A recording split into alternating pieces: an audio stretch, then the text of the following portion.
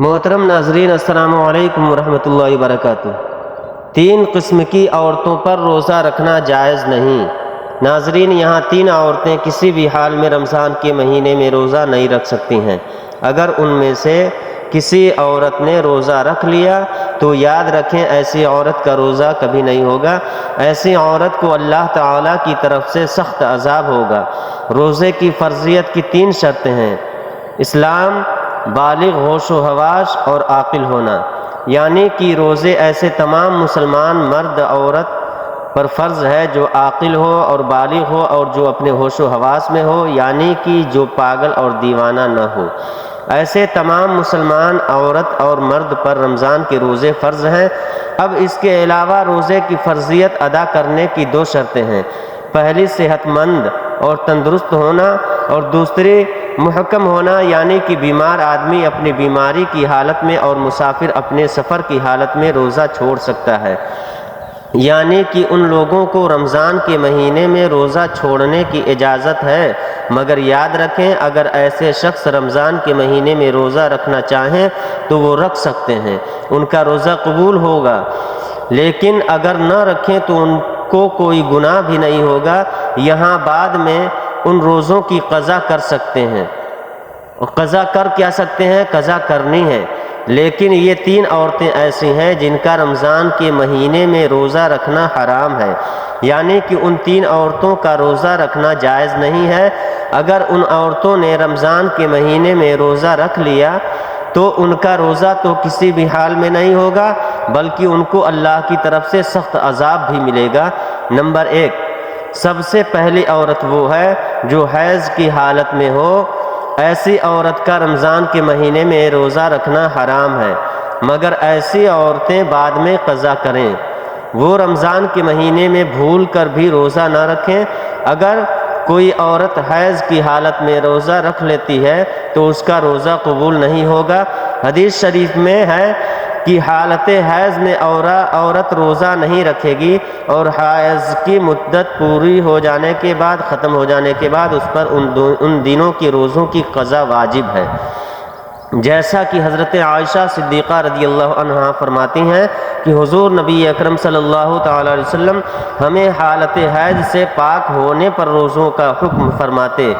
ترمذی شریف کی حدیث پاک ہے۔ اس کے علاوہ روزے کی حالت میں اگر مغرب سے پہلے کسی بھی وقت عورت کو حیض آ جائے تو اس کی وجہ سے روزہ فاسد ہو جائے گا، اور پاک ہونے کے بعد اس روزے کی قضا رکھنا لازم ہے۔ جو عورت حیض و نفاس کی حالت میں ہو اسے کھانا پینا چاہیے، یعنی روزہ داروں کی مشابہت کی وجہ سے تنہائی میں بھی بھوکی پیاسی نہ رہے۔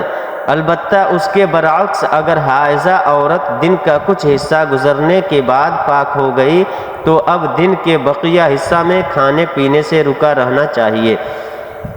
نمبر 2، اور دوسری عورت وہ ہے جو نفاس کی حالت میں ہو۔ عورت کے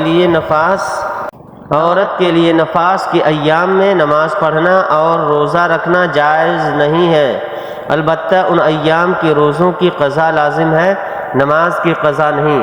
نفاس کتنے دن تک شمار ہوگا اور نماز روزے کی کب قضا لازم ہے، اس سلسلہ میں تفصیل درج ذیل ہے۔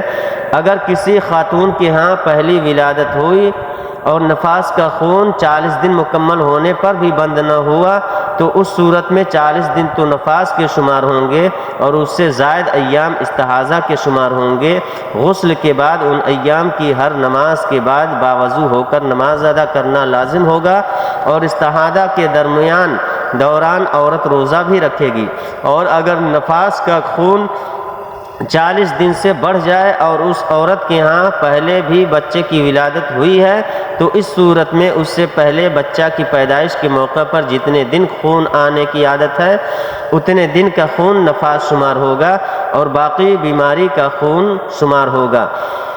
ان باقی دنوں میں رہ گئی نمازوں کی قضا بھی کرنی ہے، اور روزے جو چھوٹ گئے ہیں وہ بھی رکھنے ہوں گے، اس کی بھی قضا لازم ہے۔ اور اگر خون 40 دن کے اندر بند ہو جاتا ہے تو وہ مکمل ایام نفاس کے شمار ہوں گے۔ ان دنوں میں روزہ نہیں رکھے گی اور نماز بھی ادا نہیں کرے گی، تاہم روزوں کی بعد میں قضا کرنی ہوگی۔ نمبر 3، تیسری عورت ہے حاملہ۔ ایسی عورتوں کا رمضان کے مہینے میں روزہ رکھنا حرام تو نہیں ہے، لیکن ایسی عورتوں کو روزہ چھوڑنے کی اجازت ہے، یعنی کہ حمل والی عورت اور اپنے بچوں کو دودھ پلانے والی عورتوں کو اگر اپنے روزے کی وجہ سے اپنی یا اپنے بچے کی جان جانے کا خطرہ ہو تو ایسی عورتوں کو اجازت ہے کہ وہ روزہ نہ رکھے۔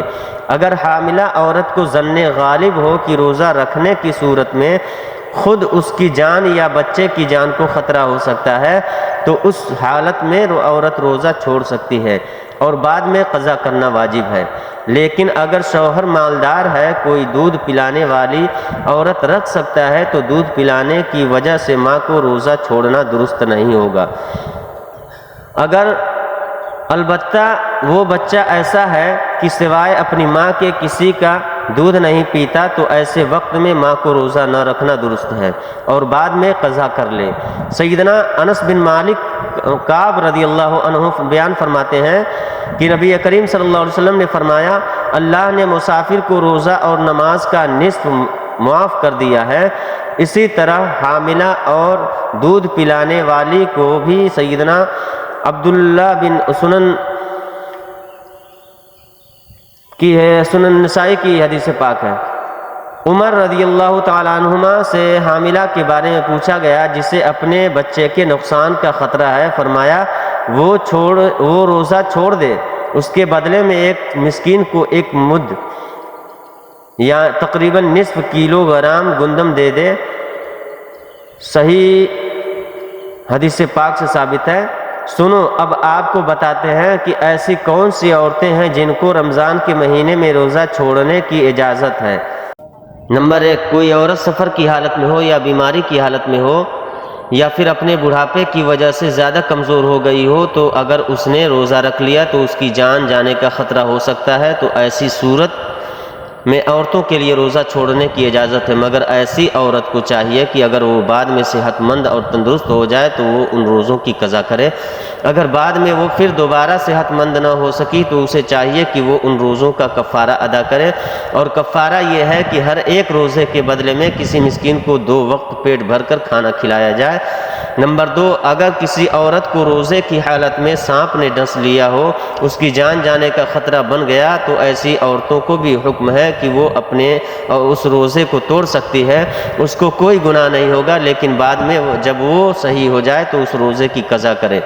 نمبر 3، عورت حیض سے پورے 10 دن تک اور 10 رات میں فارغ ہو گئی، اب اس کو چاہیے کہ وہ اگلے دن کا روزہ رکھ لے، اور اگر کم دنوں میں پاک ہو گئی اور اگر صبح ہونے میں اتنا وقت باقی ہے کہ اس کے پاس نہا دھو کر تھوڑا وقت بچے گا تو اس کو چاہیے کہ وہ روزہ رکھ لے۔ دین اسلام نے دنیا کے ہر خطے میں رہنے والے عاقل بالغ اور مسلمان مرد و عورت پر ماہ رمضان کے روزے فرض کیے ہیں۔ قرآن حکیم میں ارشاد ہوتا ہے، رمضان کا مہینہ وہ ہے جس میں قرآن اتارا گیا ہے، جو لوگوں کے لیے ہدایت ہے اور جس میں رہنمائی کرنے والی اور حق و باطل میں امتیاز کرنے والی واضح نشانیاں موجود ہیں۔ پس تم میں سے جو کوئی اس مہینے کو پالے تو وہ اس کے روزے ضرور رکھے۔ قرآن پاک سے ثابت ہے، سورہ بقرہ کی آیت 1852 نمبر۔